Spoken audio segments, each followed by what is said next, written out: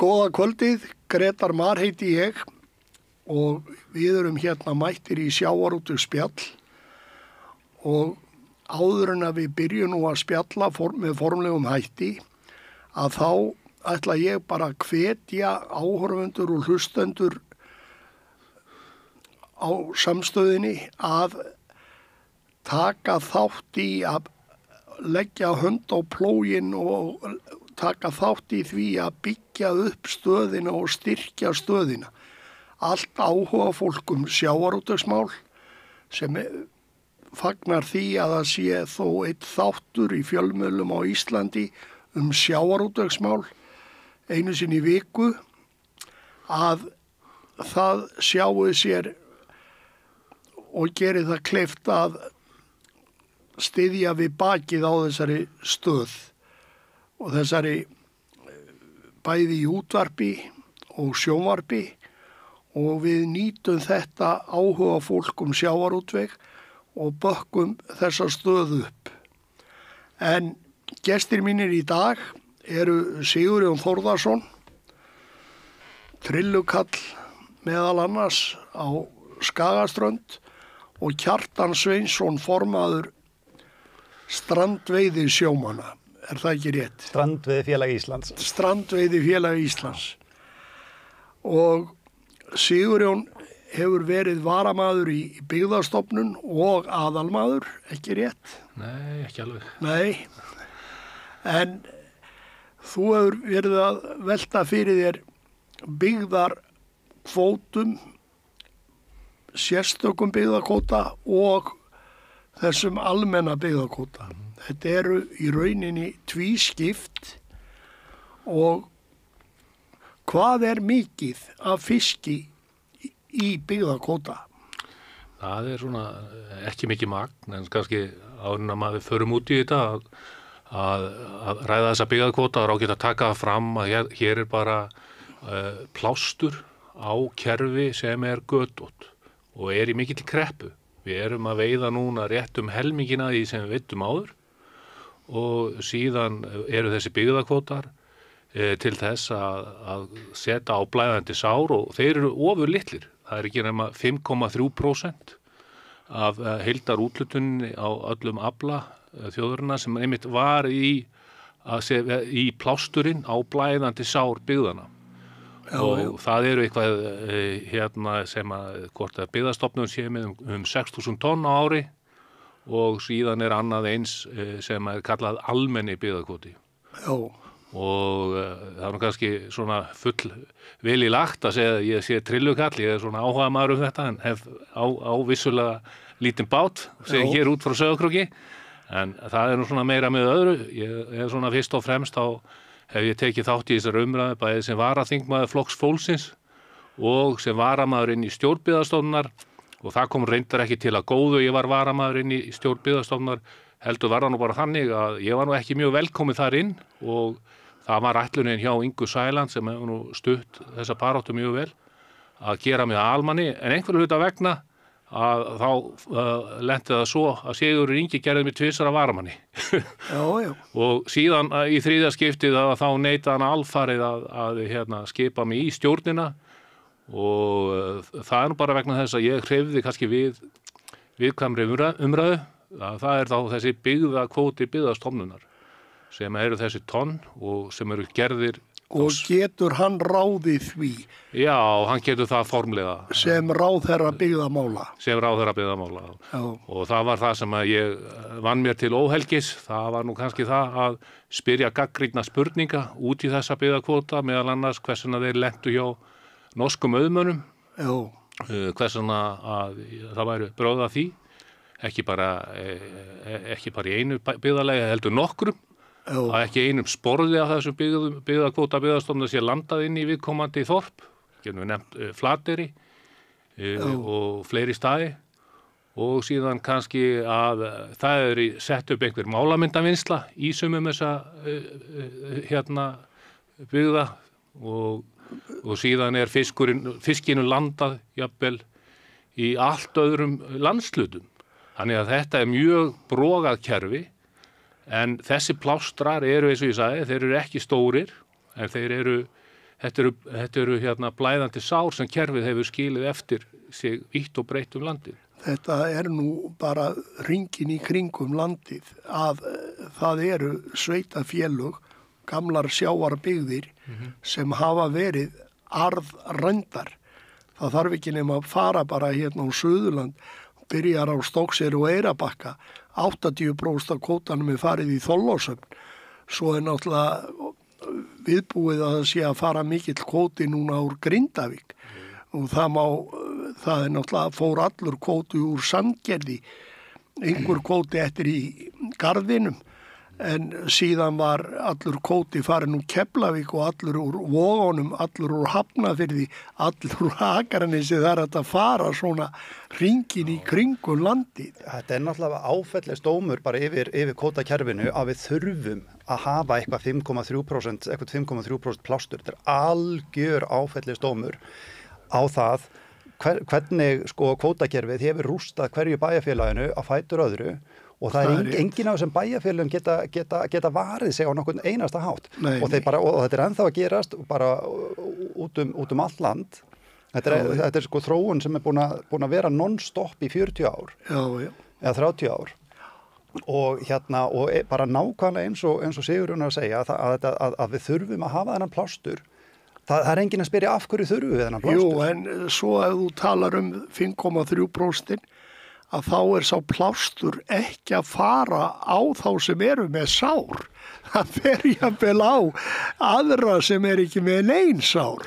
Það náttúrulega eins og maður benti á líka jafnræði með þessu úthlutun eins og frá Byggðastofnun. Nú ætla ég ekki að gagnrýna endilega þá sérfræðingar sem eru þar að gæsalappa, heldur eru þeir að hlýða því valdboði sem kemur úr stjórnarráðinu og ég held að áheyrendur verði að hafa það á tæru að það eru auðvitað ráðherra og það forysta Framsóknarflokksins sem vill hafa þetta svona. Það að það er mögulega enginn í ákveðnu byggðum sem að fá byggðakvótan sem búsettur í plássinu sem getur sótt heldur þarf það að fara í gegnum annan aðila og það nú þannig að einn aðili á landinu með ríflega fjórðung af öllum byggðakvóta sem Byggðastofnun lætur frá sér. Hvaða fyrirtæki það? Það kannski skiptir ekki öllu máli. Það staðsett á Húsavík. Aðalmálið það að ég lagði þarna fram svona almenna leikreglur. Já. Þannig að ef að það væri úthlutað til Bakkaferrar 500 tónnum árlega að þá fengju þá allir jafnt sem það væri með helmingin og hinn helmingurinn færi eftir þá afla síðast árs og það verið að vera þá bátar á viðkomandi stað, fengju að landa á markaðsverði og síðan ef einhver vildi fá aflan inn til vinnslu að þá fengi hann inn til vinnslu af 15% afslætti af markaðsverði. Larra heldur markaðsverðið en viðkomandi pláss fengi þá 20% af aflanum á markaðsverði sem færi í einhvern uppbyggingasjóð. Þetta væri svona gagnsætt kerfi þar sem allir íbúar í viðkomandi byggð nýtu góðs af því og það verði svona gagnsætt kerfi og menn stæðu svona jafnir að þessu en auðvitað kannski vandinn vítt og breytt landið auðvitað þessi stjórnun, þessi eilífi niðurskurður og sem að ekki að skila meiri afla seinna eins og lofað hefur verið. Nei. En svo sérstæki áttu við að þetta sé sérstæki byggðakvóti. Þetta svona sérstæki byggðakvóti í stuttumáli. Þetta eru nokkri samningar, vítt og breytt landið við aðilega það þarf ekki að kafa langt til þess að sjá svona tengsl sumra inn í stjórnmálinu á Íslandi. Og heldur það nokkuð auðsætt og síðan þegar það minnst á einhverja breytingar í þessu að þá algjörlega lagst gegn því og það líka annað sem ég held að menn verður líka að skoða í þessu samhengi það að stórútgerðin að gramsa í þessu litlu byggðapottum. Já, það liggur ljóst fyrir. Og megni af þessum útlutunum frá Byggðastofnun það lendir að einhverju hluta inn í stórútgerðinni eða stórum hluta. Veistu hlutfallið á því? Ég var einhvern veginn búin að það erfitt svolítið að átta sig á því vegna þess að einni fyrirspurninni frá mér inn í stjórn Byggðastofnunar þá fekk ég það nú fram að það svona einhvern venjan í því að allur pakkin fari inn til stórútgerðunar. Til dæmis á útgerði Höfn í Hornafirði. Já. Og síðan kemur eitthvað tilbaka. En það virtist ekki vera neitt utanum það hvað skila sér tilbaka úr því sem að fer inn til dæmis í verksmiðjuskipið Ásgrím Halldórsson. Já, ég meina hann náttúrulega ekki að veiða bólfisk sátallur, en á móti kemur að þá notaður hann til að taka yfir byggðakvótann og Höfn í Hornafirði og endur útluta honum svo á minni báta. Þetta einhverja svona tæknilegar útfærslur. Ég held þetta sé kannski hluta skýringuna var sá að það sem var inn í pottinum getur ekki nýst þá minni bátunum. Já. Og getur mögulega nýst stærri bátunum og þeir geta notað í skiptum sín á milli. Já, já. En ekki í þessu. Þetta bara komið inn í brask kerfi. Algjörlega. Já, sko, og tegundatilfærslur og annað í þeim dúr. Já, þetta alveg opið lindamál og sko vandamálið þarna náttúrulega, þetta bara svona einn stór drullupollur og það bara verið að hræra í þessum drullupolli þannig að maður sjá ekki neitt og gegnsæið ekki neitt sko.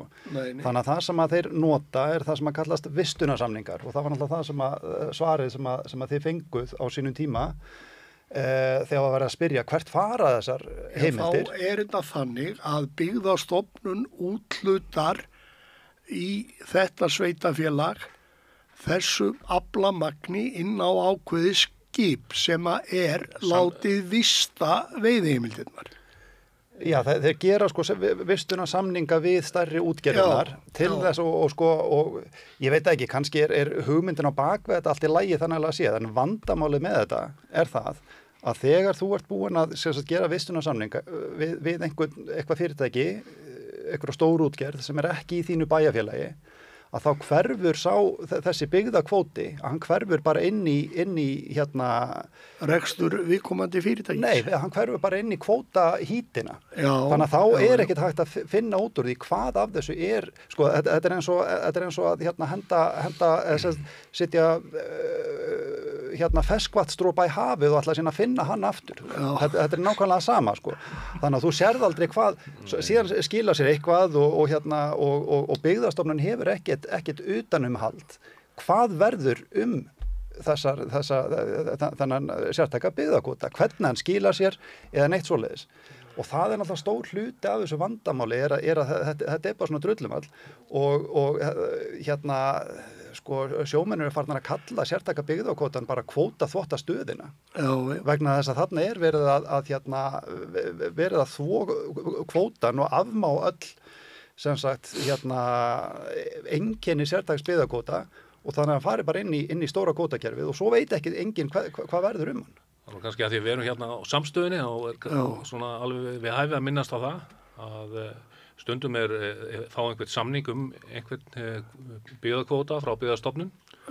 Þá eru þeir komnir með ægivald yfir þá litlu trillónum sem þeir fá til að veiða. Og þá jafnvel dæmi félagsleg undirboð. Það sem að menn eru sagðir, jú, þú getur fengið eitthvað kvóta, en þú fær bara fjórðunginn af því verði sem markaðurinn gefur. Eða þá að eins og þetta líka, jú, þú mátt landa á helmingnum á markaðsverði, en við viktum upp úr bátunum hjá þér. Og þannig að það svona ýmsa svona sorgasögur í þessu. En var stjórn Byggðastofnun ekki líka, þegar maður segir frá því, að þegar ég opnaði þessa umræðu inn í stjórn Byggðastofnunar, þá var því nú kannski ekki alveg fagnað og það var nú misvel tekið. En það sem ég fannst eiginlega átakanlegt eftir að hafa tekið þátt í stjórnmálum, bæði í sveitarstjórnarmálum, landsmálum, í starfi íþróttahreyfingarinnar og hinum og þessu félagsmálum, alveg frá bara blautu barspinni nánast.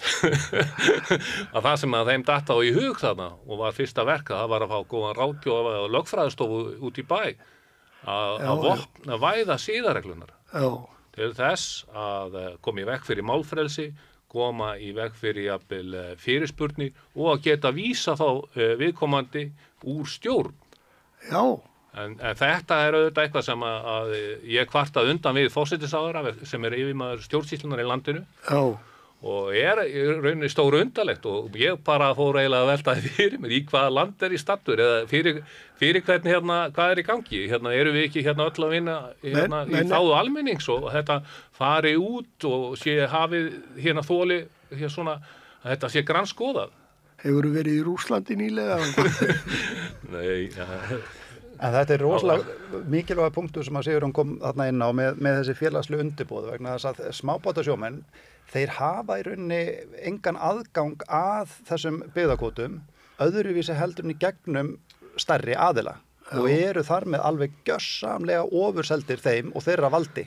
Og þeir, þessi stóru aðilar, maður þekki dæmi það út bara öllum landshornum, það sem að þeir nýta sér þennan aðstöðumun og bara nýðast á smábátasjómönnum til þess að gefa þeim bara til þess að þeir geti fengið bara einhverja smá lús í viðbót við í lokstrendiði tímabilsins eða eitthvað svoleiðis og þessi félagslegu undirboð þetta eitthvað sem að Byggðastofnun á alveg að vita af en horfir algjörlega í gegnum fingur sér með og ég menna þetta horfir framhjá því horfir alveg framhjá þessu og þetta ekki það eina sem þeir horfa framhjá þeir horfa framhjá bara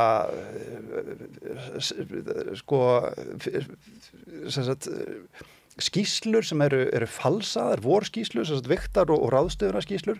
Það eru fyrirtæki út alland sem að falsa þær í stórum stíl og fá síðan bara meiri byggðakvóta á móti út á falsaðar skýrslur, Og þetta, þeir horfa algjörlega framhjá þessu. Og svona hlutir eins og það var nú eitt fyrirtæki sem að seldi skip með kvóta og eigendurnir stungu 2,5 milljarði í vasan, keyptu sér skipið aftur, kvótalaust, settu það á nýja kennitölu og fengu sér byggðakvóta aftur. Hvað eru menn sem að voru að stinga 2,5 milljarði í rassvasan á sér að fá byggðakvóta? Ókeypis kvóta frá ríkinu. Já.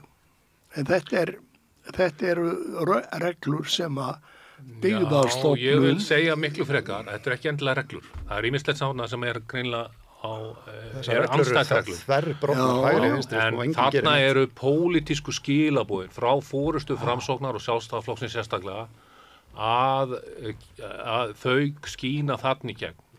Og það held ég alveg kristaltært. Við verðum líka að sjá svona, ef við tökum innan almenna byggðakvóta, aðeins út í hann. Já. Og menn sjá alltaf, já, almenni byggðakvótinn og halda þá að það lendir svona með álefnilegum hætti til þeirra byggða sem svona helst þurfa á því að halda. Já, það voru nú 3 atriði sem voru viðmið til þess að þú fengir almenna byggðakvóta. Það var að það hefði fækkað störfum í sjávarútvegi, að það var að kvóti hefði flust í burtu af svæðinu, úr byggðarlaginu og svo hvað margt fólk vann við fiskvinnslu. Jú, það sem kannski líka í þessu bara, ég þekki það nú bara eins og mínum heimabæ, Sauðárkróki, þar ein vinnsla. Já. Og það sem gerðist núna og kom mér verulega óvart, bara mjög óvart, að það hefur nú alltaf ekkert sveitastjórnin þessara ágættu flokka sem ég nefndi áður, hefur alltaf verið mjög hlýðhöll minni bátunum og sett alveg ákveðið þak á það að togararnir fengi ekki meir en 10 tonn. En núna, og sveitafélagið ætla að halda því áfram, en núna eru breytt svona einhverju viðhorf hjá fiskiðinu og kaupfélaginu, þar sem þeir sækja mjög stíft í það að fá nánast allan þennan byggðakvóta. Það eru 140 tonn. Það eru 140 tonn og þeir eru einu sem það ger krafa ef það eru almenna reglur að það séu það sé vinnsluskylda og til að fá þessa úthlutun og það náttúrulega orðið bara svona algjör skrípaleikur og að fyrirtæki sem eitt stærsta fyrirtæki á landsvísu sé með einhverju lagataknilegum ástæðum brellum á segja eða það svona algjör afskræming á hugtækinu byggða sjónamið og byggða kvóti að þetta stórfyrirtæki sé að ná þessu með svona einhverju lagatæknilegri hörku, 140 tonnum. Já, en og þeir jafnvel eru að- með 21.000 þorskígildis tonna kvóta, Já, fiskiðan. fiskiðan, Já. en að baksa við það að reyna að fá hlut af þessum 140 tonnum sem eru ætlaðir í byggðalagi. Já, nú ég nefnilega meðlumur í kaupfélaginu og svona og stið það ýmsu en þarna vantar einhverja sjálfsgagnrýni hjá yfirmönnum KS og fiskiðunar að vera að kroppa í þetta. Já. Þetta alveg fyrir neðan allar hellur. Þarna finnst mér svona eins og einhver lýstu þessu að þarna sé nú farið að býta svona ansi nálægt greninu. En þetta Þannig að ég bara það sem ég að segja að byggðakvótinn, hann að lenda stórun hluta hjá fyrirtækjum sem eru mjög stöndu og eru jafnvel komin upp fyrir kvótaþækið. Já, jafnvel. Nei, þetta sorglegt að menn skuli þurfa að standa í þessu, en auðvita þurfa menn einfaldlega að komast út úr þessu kerfi og hætta þessum útlutunum í kílóum og tonnum. Já. Og gera og stjórna fiskveiðum með öðrum hætti heldur við erum að gera. Já. Það lykilatriði. En þangað til að það gerist, þá það náttúrulega bara mjög önugt að þurfa að vera að standa í þessu og berja svona hausnum með steini í sambandi við alla stjórnsýslu í kringum þetta sko. Og það tók nú alveg steinin úr þegar Ríkisendurskoðun gaf út sína skýrslu um byggðakvótana, að því að ég veit alveg nákvæmlega hvaða gögn þeir fengu gögn um þessa kvótaþvottastöð og allt braskið í kringum það. Þeir fengu gögn um félagsleg undirboð og hvað farið illa með sjómenn og annað slíkt. Þeir ákvaða nefn ekki neitt af þessu. Þeir fengu gögn um norska laxeldisrisa sem voru að fá. Þeir gerðu ekkert með þetta. Það sem þeir gerðu, það var eina sem þeir gerðu, var að segja almenni byggðakvótinn það má alveg slaufa honum og kannski bara leggja hann inn í sértaka byggðakvótann vegna þess að þar allt í blóma. Og á hverju byggðist þessi röksemdafærsla? Hún byggðist á skýrslu auðlindarinnar okkar. Og það var það sem skýrsluhöfundar þar sögðu að almenni byggðakvótinn var úr sig gengin en allt í blóma sértaka byggðakvótanum. Og hvaða röksemdafærslu komu þeir með? Enga. Það var engin röksemdafærsla í auðlindin okkar sem að sagði að þetta væri svona. Þeir sögðu, fólk út á landi hefur verið að segja okkur þetta, punktur. Þannig að þarna sem sagt, Ríkisendurskoðun að taka eitthvað bull sem að auðlindin okkar skrifaði og bara dró út úr eyrun á sér, eða ég veit ekki hvaðan þið fengu þetta. Úr hatti eða einhverju hagfræðinga skýrslu einhver staðar. Og þarna þetta komið í svona hringavitleysu þar sem að kerfið farið að vitna í sig sjálft og farið að verja sér sjálft með því að svona apa vitleysuna upp úr sjálfur í sér. Og í tengslum við þetta líka vegna þess að Ríkisendurskoðun fór aðeins út í þetta með eftirlit byggðastofnunar á útlutunum. Og þá kemur það bara ljós að það ekkit eftirlit. Nei. Og það bara kemur skýrt fram í skýrslur Ríkisendurskoðunar að eftirlitið með því hvað verður þennan kvóta ekki neitt. Og hefði ekki einhverja viðvarana bjöllur átt að hringja hjá Ríkisendurskoðun þegar þeir biðja verklagsreglur, varðandi úthlutun og eftirlit með hvað verður kvótan, og svarið það ekki til. Nei, en hvernig stóð á því að laxeldisfyrirtæki fékk kvóta? Já, þeir vilja byggðastofnun sagði bara heyrðu, þetta var bara við föttuðum þetta ekki og lofum að gera þetta aldrei aftur. Og þeir segja það með allt sem að kemst upp ég menna þú veist það var fyrirtæki í fyrra sem var staðið að því að hvaða fyrirtæki var það sem var að fá byggðakvóta? Laxeldisfyrirtæki. Laxeldisfyrirtæki, var þetta ekki eitthvað Djúpavogi? Já. og við skulum ekki vera að fara í einstök fyrirtæki, ég held að það er bara miklu betra að einbeita sér að hérna heildarmyndinni, en það til dæmis að fyrirtæki sem að fær sko mikinn byggðakvóta á hverju ári sé staðið að því að falsa vigtar- og ráðstöfunarskýrslur og það er ekkert gert með það. Það er engin viðurlög, þeir fengu bara tækifæri til þess að afturvirkt leiðrétta skýrslunar og það gerist ekkert. En ekki bara ýmislegt í gangi í íslensku sjávarútvegi sem við viljum ekki tala um? Við erum að tala um brottkast, við erum að tala um framhjálöndun, við erum að tala um vigtarsvindl, við erum að tala um ýmislegt, tegunda tilfærslur, menn landa ufsa, þorskur undir, bara eins og í verbúðinni. Steinbítur hon á þorsk.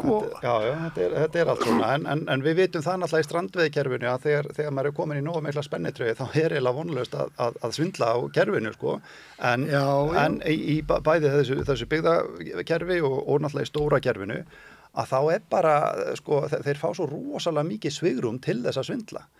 Og allir loka svo fast augunum þegar þeir sjá svindlið eða loka eyrunum þegar þeir heyra það, sko.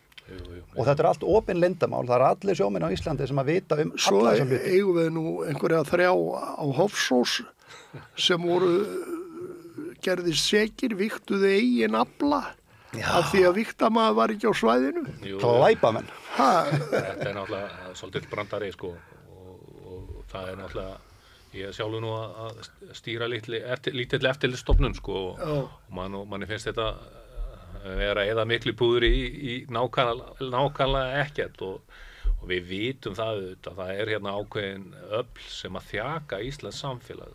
Við erum með óuppgerð mál sem að snúa að Samherja, við erum með mál sem að snúa að því að það eru hérna stöðu slagsmál við Samkeppnisstofnun og við erum með ástand það sem að undirstöðu eða helsta útflutningsafurð þjóðarinnar að hún fer seldi í gegnum sölufélög sem eru staðsett í skattaskjólum. Þetta er auðvitað ástand sem að engin vestræn þjóð sætti sig við og ekki einu sinni Namibía, sko. Nei.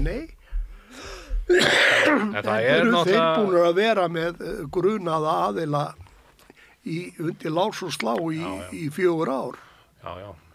Og það sem að er einhvern veginn og það sem ég hef aldrei skilið við SFS það er það að sjá ekki að sjá offsjónum yfir þeim litlu í atvinnugreininni og vera að kremja og merja alla nýliðun.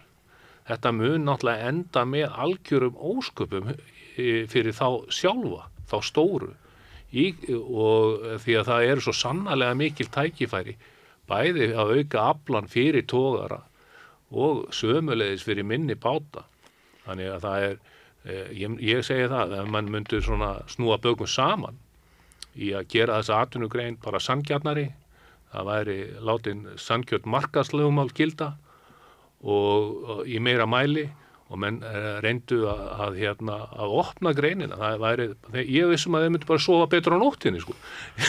Í staðinn fyrir að vera hérna heilu fundunum í það og tilfinninga þrungnum greinum yfir einhverju sem ekkert sem fer til stranduða. Jú, en þegar að menn ákveða að setja strik í sandinn og hleypa strandveiðibátum og öllum breytingum eru þeir á móti sama hvað lítið það er af því að þeir eru að verja vígið sitt. Þá vilja þeir ekki hleypa neinu í gegn. Nei. Og þess vegna setja þeir strikið í sandinn til þess að verja það. Kannski að Kjartan getur nú betur sagt frá því að það eru auðvitað þannig að þeir eru líka feimnir við þessa umræðu. Hvað verðmæti þá þessa afla sem er að koma af dagróðrabátunum meiri. Þú þekkir það nú kannski betur, er það ekki? Meinar þeirra færslu? Þennan samanburð, sko. Við erum að tala um fisk upp úr sjó, verðlagning á honum. Það er eitthvað hátt í 500 krónur að meðaltali af óslægðum fiski úr strandveiðibátum. Þorski? Já, sko, munurinn rokkar svolítið á milli ára og ég meina kannski þetta bara hérna kaltani örlagana að þeir náttúrulega nota þessi skattaskjól til þess að hérna selja sjálfum sér og á lægra verði og þá getum við komið inn og sagt bara, heyrðu, við erum með miklu hærra verðheldinu þið og miklu meira aflaverðmæti, þannig að kannski það að skjóta sér í fótinn en ég held að það sé ekkert allir sem að gera það þannig að sko Það veit ekki. og ég held að sko þetta fer svolítið eftir árferði en í hitti fyrra að þá vorum við strandveiði sjómenn að selja okkar afla á 25% hærra verði heldur en ísfisktogarar. Já. Og sko það... Var það þá tekið tilliti þess að þeir voru að selja slægðan fisk en þið óslægðan? Já. Þetta er bara kýr. Það er alveg ljóst ef það er stæða með dagróra afla með krókum við hlýðin á vikugömlum tógar afla á markaði að þá selst dagróra aflinn mun hærra verið. Já, það gefur auga leið þegar þú ert að kaupa fisk í fersk útflutning í flugvélar eða skip, unnið, ferskt, flök, jafnvel róðrifinn og allavegana, að þú vilt vera með nýrri afla. Já, og þá hefur hann lengra sölugildi í fiskbúð ellendis. Já, og svo er fólk í ellendum stórmörkum, ég held ég hef nú sagt það í þættinum hérna hjá þér áður að fólk er tilbúið til þess að borga hærra fyrir krókavitan fisk, jafnvel þótt að hafa ekki hundsvit á hver gæðin eru, bara út af umhverfis og félagslegum ástæðum, sko. En ég ætla að stinga því inn í, sko, ef við erum að fá þarna 25% hærra verð fyrir okkar afurðir, ég á ennþá eftir að finna þann hagfræðing sem að getur útskýrt fyrir mér hvernig það getur mögulega verið þjóðhagslega hagkvæmara að fá lægra verð fyrir útflutningsvöru heldur en hærra verð í fyrsta lagi. Það getur aldrei verið. Þannig að það getur aldrei verið. Þannig að sú röksemdafærsla að stóru útgerðarnar séu hagkvæmari, hún er bara farin þarna út gluggann. Í rauninni ættu við að vera að leggja áherslu á það á meðana strandveiði bátar, línubátar, litlir og aðrir krókabátar sem að veiða á krók væru að veiða sem mest af fiski. Já, að sjálfsögðu og þetta er ekki eina ástæðan. En sko, þannig erum við að fá 25% hærra verð fyrir aflan undir í þeirri spennu treyju sem að við erum. Já. Og hugsaðir þá, ef það er sleift laust af okkur beislið, hvað við getum gert rosalega góða hluti varðandi aflaverðmæti, ef við neyddumst ekki til þess að fara út í brælum og veiða smáfisk, kannski, ég veit ekki, 5 hvern róður, ef við getum bara alltaf farið út og veitt verðmætasta fiskinn, ef að þeir fyrir norðaustan getur fengið að róa í júlí og ágúst og september og þeir fyrir vestan getur fengið að róa í apríl, ef að við fengjum aðeins meira svigrúm, hugsið ykkur hversu rosalega aflaverðmæti við getum þá búið til. Það væri hægt að breyta mikilli verðmæta eða breyta þessu í meiri verðmæta aukningu heldur en er í dag. Já. Það sem maður saknar líka, sko, að það komi til dæmis frá aðila eins og Byggðastofnun, Hafró, fleiri, að það væri hérna, menn myndu svona skoða með jákvæðari hætti að borga sig þetta, ef með mörg fiskimið, að nýta við öll. Já. En að vera ekki hérna að eins og kerfið er núna, þá er það alltaf að ýta meir og meiri hluta af aflánum á togarana, á stóru skipin. Þegar að það er kannski augljóst, að allavega finnst mér það sem líffræðingur, að nýta alla berjamóana í kringu landið. Nei, þú átt bara að nota það sem er í Þjórsárdalum. Já, þetta er svolítið þannig, sko, vegna þess að við erum auðvitað með mörg fiskimið hérna í kringu landið og menn þurfa að nýta þetta allt. Og þetta eru líka staðbundin stofnar. Já. Og þar að leiðandi er það best fyrir heildarstofnin að það sé verið að nýta þetta sem víðast. Og svo horfum maður náttúrulega líka á það að meðaltalsvöxtur þorsins er að dragast mjög mikið saman núna, segja skýrslur Hafró. Já. þá ekki rétt að veiða? Bæti í veiðarnar. Það myndi bóndinn segja í Skagafirði. Já, bændur setja Hann myndi ekki setja á ef hann ætti ekkert hey fyrir það. Nei, eða bara beiti land. Þetta segjum við líka auðvitað sem að horfum á þetta bara svona eins og venjulegi líffræðingar sem eru ekki búin að týna okkur í einhverju mótili sem hefur ekki gengið upp síðan 1983. Já, við erum búin að vera með tilrauna starfsemi við að byggja upp fiskistofna á Íslandsmiðum og það hefur ekki tekist í einni einustu tegund og ekki nóg með það, heldur nánast engin veiði, bönnuð lúðuveiði, bönnuð loðnuveiði, bönnuð humarveiði, sáralítil rækjuveiði og annað í þessum dúr. Þannig að það eru vissulega tækifæri. Karfa veiði sáralítil og við erum bara í ótrúlegum málum og svo höfum við fengið fulltrúa frá Hafró, 2 aðila og þeir taka ekki og vilja ekki ræða hvaða veiðarfæri við eigum að nota. Þetta ráðgjöf hvernig við eigum að nýta miðun okkar best og hvernig það færi best á því og þeir hafa enga skoðun á því hvort á að veiða í dregnum veiðarfæri eftir botninum eða hvort við eigum að veiða á krók. Ég ekki alveg viss að þeir hafa ekki skoðun á því, en þeir vilja ekki segja hana. Þeir segja hana ekki af því að þeir mega það ekki. Og ég held að sé kannski líka vegna þess að ágæti sérfræðingar byggðastofnunar fylgja þessum lífseðli sem kemur frá ráðandi stjórnmálaöflum. Það held ég málið í þessu. Það einhvern veginn ekki hægt að taka þessa umræðu svona, ég meina það alveg augljóst. Og ég meina, ef maður bara fer yfir að ef maður að veiða helmikið minna nú heldur en gerðu áður, það eitthvað sem maður má gera betur. Ég held að það blasi við. Hvaða helvita manni, en samt okkur boðið upp á það, til dæmis í fréttatímum RÚV, að hér sé bara eitthvað eitt besta kerfi í heimi og engri gagnrýni hleypt að og til dæmis að þegar ég var þingmaður og hafði þá áhuga auðvitað á þessu máli sem ég hef haft allan tíð. Að þá var það ekki til að endilega að ræða þessi mál. Nei. Alls ekki. Sem að þá brunnu á bæði svona út frá byggðasjónarmiðum, út frá hagsmunum samfélagsins, heldur var maður kannski kallaður í þætti til að ræða einhver allt önnur mál. Já.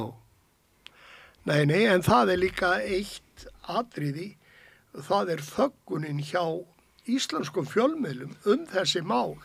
Það var að verða að loka strandveiðum fyrir viku síðan og stoppa strandveiðar. Það var nánast ekki talað við neitt fulltrúa frá ykkur í strandveiðifélaginu. Jó, það var nú aðeins... Já, ég meina, það var bara í mýflugumynd.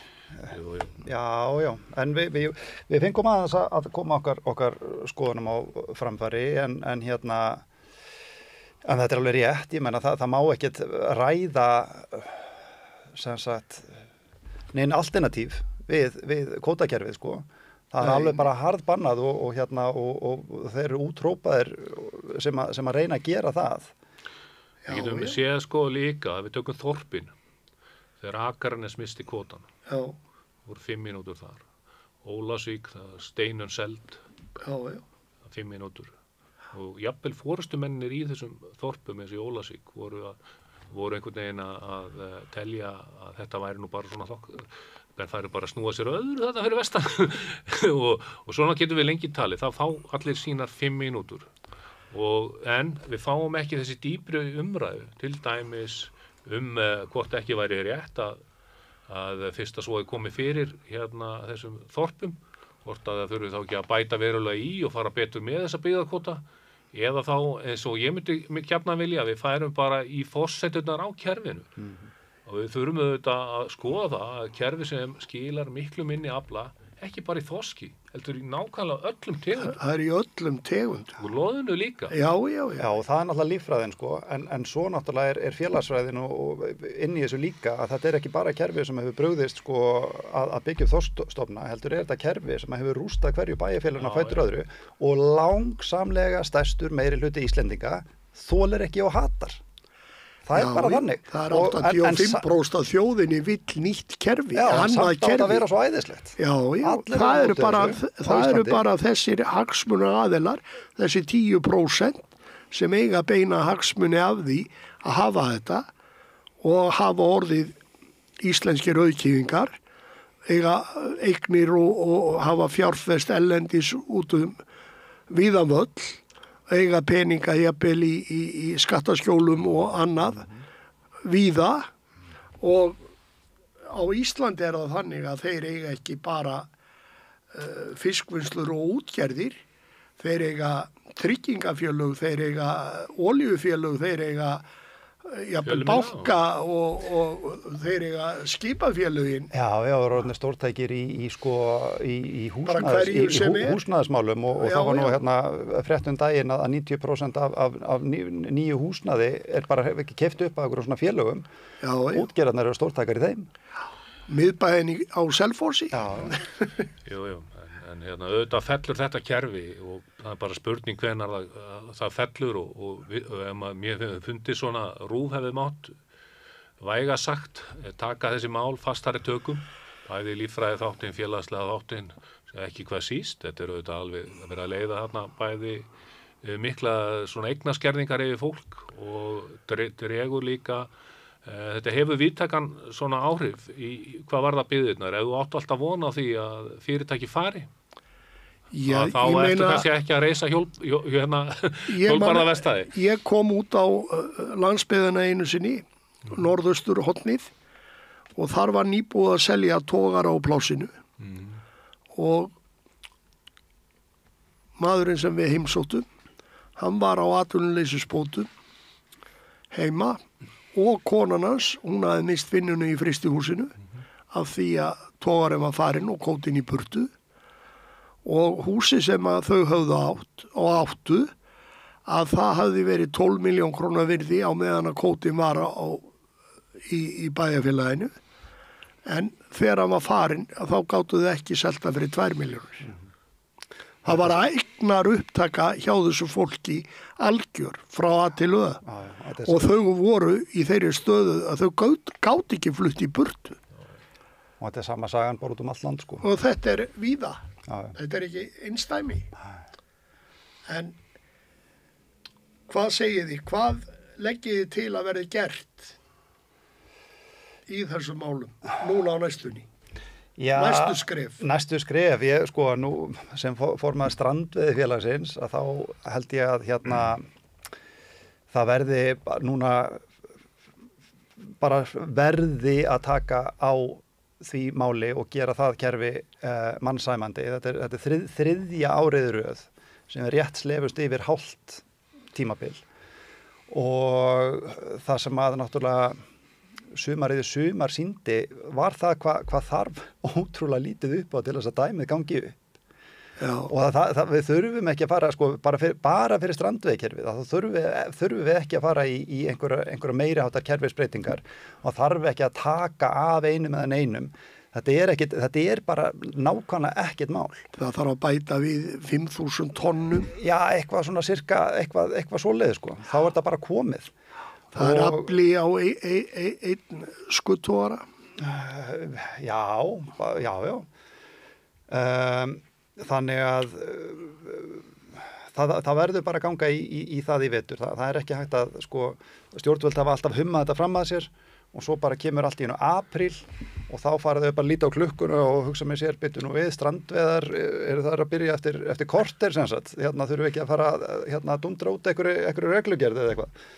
Svona er þetta búið að vera ár eftir ár og allt fer í skrúfuna og allt fer í vaskinn og ég hef alveg ágæta trú á því að Bjarkey, sko hún sýndi það núna í sumar að hún er tilbúin til þess að standa í lappirnar með okkur gegn stórútgerðinni vegna þess að sko það sem að við höfum sko heyrt í almennu umræðu, það er ekkert miðað við hvernig stórútgerðin hegða sér á bakvið tjöldin gagnvart ráðamönnum og ég veit það ekki en það kemur mér mjög óvart ef að þeir hafa ekki sko hótað henni öllu illu ef hún myndi láta okkur fá þessi 2.000 tonn sem við fengum þannig að hún gerði það og sko stóra prófið verður hvað hún gerir í vetur og ég er bara nokkuð bjartsýnn á að hún allavega ætla að eiga við okkur samtalið hvernig væri hægt að gera þetta vegna þess að öðruvísi virkar þetta aldrei en er eitthvað verið að pæli því að láta þetta virka? Er þeim ekki bara nákvæmlega sama? Er það ekki það sem þau eru búin að vera að gera? Já, það er náttúrulega pressan sem að kemur frá SFS. Þau hleyptu stærri trollbátum með meira vélarafl nær landi? Já. Ég ætla að gefa henni séns. Við urðum fyrir alveg ferlegum vonbrigðum með Svandísi. Það er bara,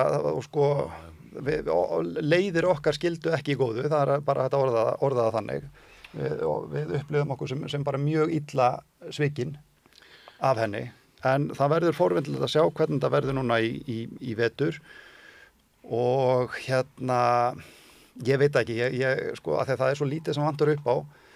Og SFS er náttúrulega bara hrætt að leið og við erum bara búin að sýna fram á hversu vænlegur fiskveiði kostur smábátar eru að það fari alltaf meira og meira í smábátana. Það er þeirra martröð, sko. Já, en það er bara eðlilegt. Já, þegar þú eyðir minni olíu til að sækja fiskin. Þetta er bara sjálfsögð samkeppni. Þetta er bara lögmál samkeppnar. Ef að þú ert betri í einhverju, að þá bara vinnur þau. Já, það er eðlilegt. Það er bara markaðslögmál og samkeppni. Vitlaust gefið í þessari samkeppni. Já, það sem að mér finnst kannski vera mjög mikilvægt núna fyrir byggðasjónarmið og allt, það er að menn markaðstengi þetta. Það skiptir máli að menn að fisku fari á markað og stuðningurinn verði þá að við dreifið byggður mögulega í flutningsstyrkjum og öðru, það er ýmislegt sem er mjög jákvætt við að reka til dæmis vinnslur út á landi. Það er getur verið húsnæði sem er ónýtt og allt það. Þannig að það tel ég vera mjög mikilvægan þátt til þess að fá meiri bæði jöfnuðin í þetta.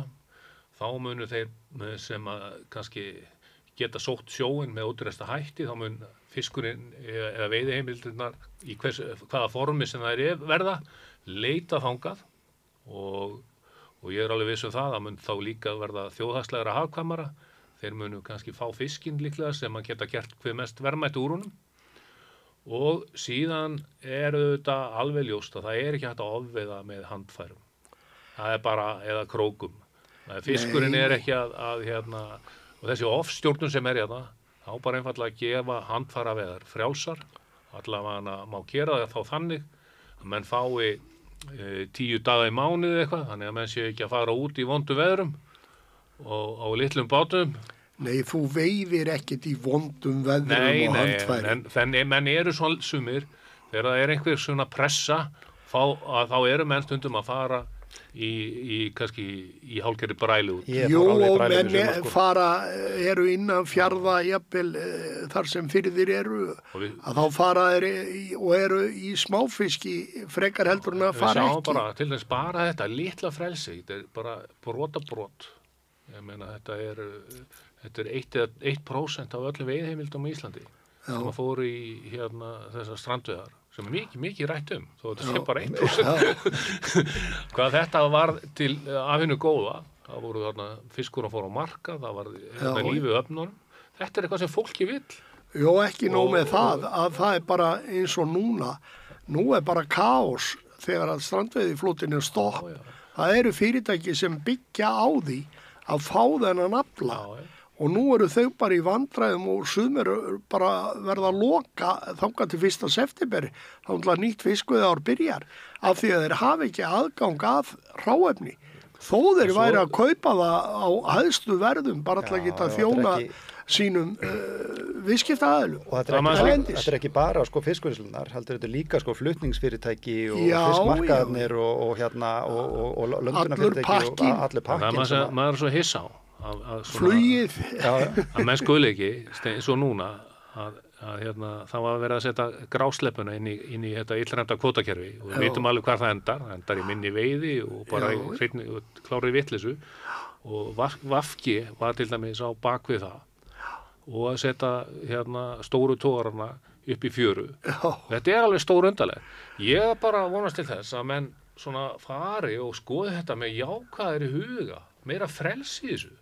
Og það bara margt og flest sem bendir til þess. Það bara skemmtilegra að vera á Íslandi, það myndi skila meiri arði og svo allar líffræðilega kennitölur, til þess vöxtur þorsins og annað, að það ættu að styðja, hvort sem að ráðurinn heitir Bjarki eða Inga Sæland hérna á næsta kjörtímabili sem ég vona verði, að það munu þetta, þú veist, hérna, það munu verða svo mikill ágóði og staðinn fyrir að vera alltaf í þessari kreppu og rugli eins og búið að vera hérna. En það væri náttúrulega ekkert að því að gefa 20.000 tonna kvóta fyrir strandveiði báta og handfæra báta, hvernig sem það væri á ári. Nei, gera þetta með svipuðum hætti og norðmenninir ætla að gera núna þegar þeir eru að skera niður hjá sér í Barentshafinu, þá ætla þeir ekki að hreyfa við úthlutun á strandveiðiflótan. Og þetta er mjög mikilvæg punktur vegna þess að sko það sem að SFS notar alltaf, að þeir nota alltaf Noreg sem einhverja grílu. Já. Og koma aldrei með neinn gögn máli sinni til stuðnings. Þeir segja bara það allt í kalda kólum í Noregi og það var ekki seinast á fundi SFS þar sem að einhvern veginn tókst Sigurður Inga ræða líftorn og greið Kristrúnu með þetta sko. Að laugana fulla yfir því að það væri bara allt í rúst í Noregi. Noregur bara að gera góða hluti í sjávarútvegi. Það er bara allt í blóma þar og ekkert verra og jafnvel betur heldur en á Íslandi. En sko hjá þeim að þá það bara opinber stefna að sko smábátar njóta vafans og smábátar njóta þess svigrúms sem að til er. Og þetta alveg rétt hjá þér að þetta það sem að kallast trålstíken, að þegar það samdráttur að þá það í heimildum eða í ráðgjöf að þá það togararnir sem að taka skellin. En þegar það síðan uppsveifla þá fá þeir þannig að sko það miklu meiri stöðuleiki fyrir smábátana sem að mega mjög lítið við einhverju sveiflum.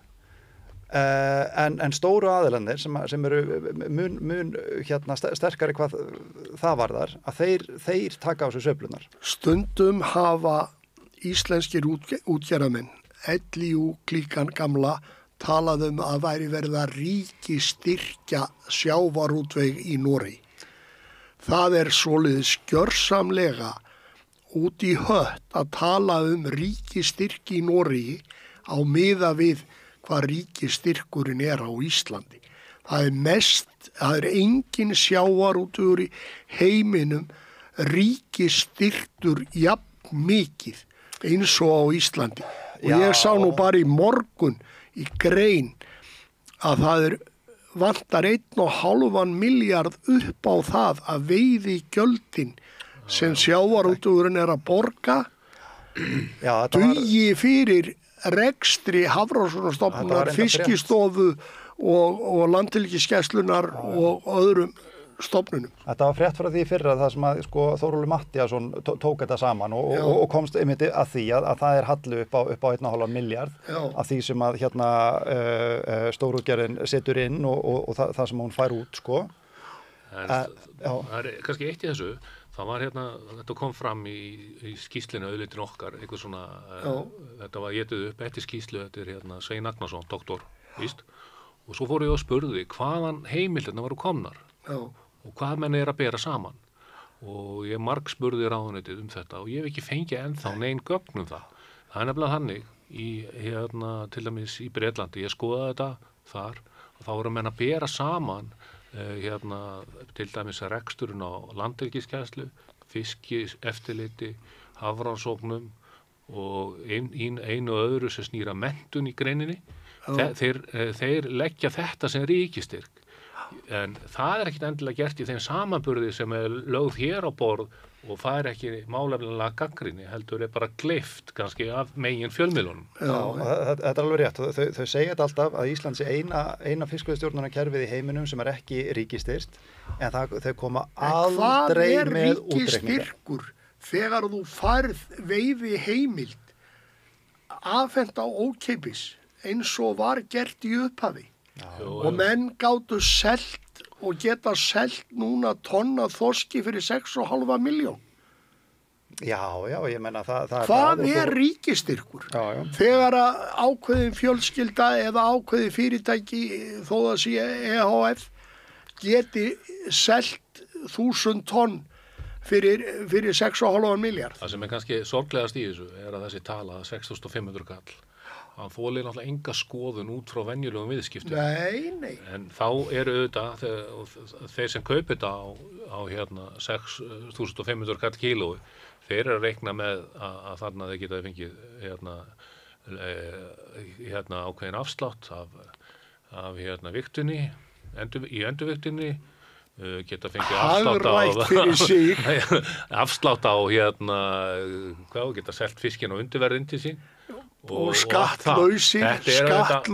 Já, þetta er svona eitthvað sem að ábyrg stjórnvöld ætti að staldra við og stöðva í staðið þess að verða svona meðvirk með eins og mér finnst ríkisstjórnin núverandi vera. Já. En þetta er nú það sem að við búum við í dag. Já. Þessi hringa vitleysa. Strákar, eitthvað á lokum. Já, bara þakka fyrir hennar þátt og ég hef hort á alla og frábæri þættir og þessi umræða að það er ekki tilviljun, hún fáist ekki fram annars staðar, að vegna þess að þeir sem hafa hagað þessari vitleysu þjóðin blæði fyrir, að þeir óttast hana. Ef þetta væri eðlilegt, þá væri þetta þessi þættir og umræðmun meira í ríkisútvarpinu. Ekki bara ríkisútvarpinu, öllum öðrum fjölmiðlum á landinu. Bæði pappirsfjölmiðlum og útvarpsstöðvum og annað þess áttar. Já, ég tek undir þetta með Sigurjóni alveg hjartanlega að þetta er, ég hef líka hort á alla þættina, ég hef lært helling af því að horfa á þættina. Það er bara rosalega mikilvæg atriði sem að ég vissi ekki hafa komið fram í þessum þáttum. Þannig að þú átt alveg hrósskilið og samstuðin á hrósskilið fyrir þetta. Þess vegna er ég að hvetja alla áhugamennum sjávarútvegsmál sem vilja hafa heiðarlega og opna umræðum sjávarútveg að styðja við bakið á stöðinni. Já, ég tek undir það. En ég ætla samt að fá enda á því að segja fyrir mitt leyti að smábátaveiðar strandveiðarnar verða ekki teknar af okkur. Þetta verður ekki héðan í frá, verður þetta ekki tekið af okkur. Þau þoraði ekki. Við erum framtíðin, við eigum framtíðina fyrir okkur. Þetta er við eigum eftir að vaksa og dafna, smábátaflotinn og samtakamátturinn er að styrkjast hjá okkur. Sóknarfærin eru að aukast. Röksandafærslan er okkar megin öll eins og hún leggur sig. Það eru öll rök sem hneigjast að auknum smábátaveiðum. Við erum komin til framtíðar og já, ég held að baráttan heldur áfram fyrir því. Kjartan Sveinsson, formaður strandveiði félagsins. Ég læt þetta vera loka orðin þín og tek undir þau að þau eru góðra gjalda verð og þetta er það sem við þurfum að horfa fram á. Og Sigurjón, þakka ykkur báðum fyrir spjallið. Takk fyrir mig.